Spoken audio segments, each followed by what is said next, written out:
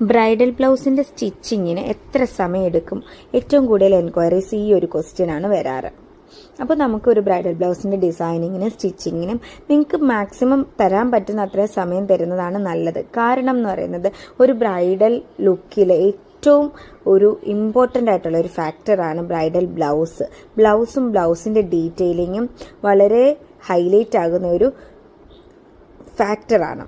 അപ്പോൾ നിങ്ങൾ സാരി പർച്ചേസ് ചെയ്ത് കഴിഞ്ഞാൽ തന്നെ നമുക്ക് ബ്രൈഡൽ ബ്ലൗസ് ചൂസ് ചെയ്യുന്ന ആരെയാണോ, സ്റ്റിച്ചിങ്ങിന് ചൂസ് ചെയ്യുന്ന ആരെയാണോ അവരെ ഏൽപ്പിക്കാം.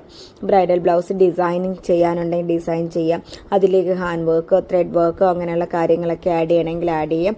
അതിനുശേഷം അത് സ്റ്റിച്ചിങ്ങിന് കൊടുക്കാവുന്നതാണ്. അപ്പോൾ നമ്മളുടെ ഒരു പ്രോസസ്സാണ് കാണിക്കുന്നത്. ഹാൻഡ് വർക്ക് ചെയ്ത് വന്നതിന് ശേഷം നമ്മൾ അതൊന്ന് ചെക്ക് ചെയ്യും, അതിലെ റിക്വയർമെൻറ്റ്സ് എല്ലാം വന്നിട്ടുണ്ടോ എന്നുള്ളത് കൺഫർമേഷന് ശേഷം ലൈനിങ് കട്ട് ചെയ്ത് മെയിൻ ഫാബ്രിക്കും കട്ട് ചെയ്ത് ഒരു 80% കാര്യങ്ങളും ബ്ലൗസിൻ്റെ സ്റ്റിച്ചിങ്ങിൽ കട്ടിങ്ങിലാണ് വരുന്നത്. കട്ടിങ് കറക്റ്റ് ആയി കഴിഞ്ഞ് കഴിഞ്ഞാൽ സ്റ്റിച്ചിങ് പെർഫെക്റ്റ് ആകും എന്നാണ് ഞാൻ വിശ്വസിക്കുന്നത്. അപ്പോൾ കട്ട് ചെയ്ത് നീറ്റായിട്ട് അത് കട്ട് ചെയ്ത് എല്ലാ കാര്യങ്ങളും ചെക്ക് ചെയ്ത് ക്രോസ് ചെക്ക് ചെയ്തിട്ട് വേണം അത് കട്ട് ചെയ്യുന്നത് ബ്ലൗസ്. അതിനുശേഷം കട്ട് ചെയ്തതിന് ശേഷം നമ്മൾ സ്റ്റിച്ചിങ്ങിലേക്ക് പോകും.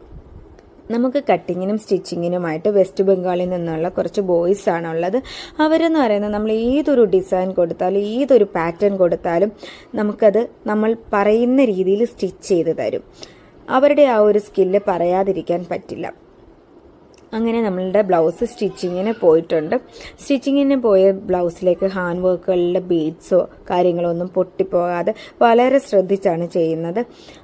ആ നെക്ക് പാറ്റേൺസ് ഒക്കെ അതുപോലെ ചെയ്തെടുക്കും. പിന്നെ ഈ ഒരു ബ്ലൗസിൻ്റെ ബാക്കിൽ ഡീറ്റെയിലിംഗ് ഒരുപാടുണ്ട്. സ്കാലപ്പ് ഡീറ്റെയിലിംഗും ഉണ്ട്, സ്കാലപ്പൊക്കെ കട്ടിങ്ങൊക്കെ വളരെ ശ്രദ്ധിച്ച് ചെയ്യേണ്ട ഒന്നാണ്. അതുകൊണ്ടാണ് ഈ ഒരു ബ്ലൗസിൻ്റെ സ്റ്റിച്ചിങ് ഞാൻ കാണിക്കുന്നത്. കുറച്ച് അധികം ഡിസൈൻസ് വന്നിട്ടുള്ള ഒരു ബ്ലൗസാണ്.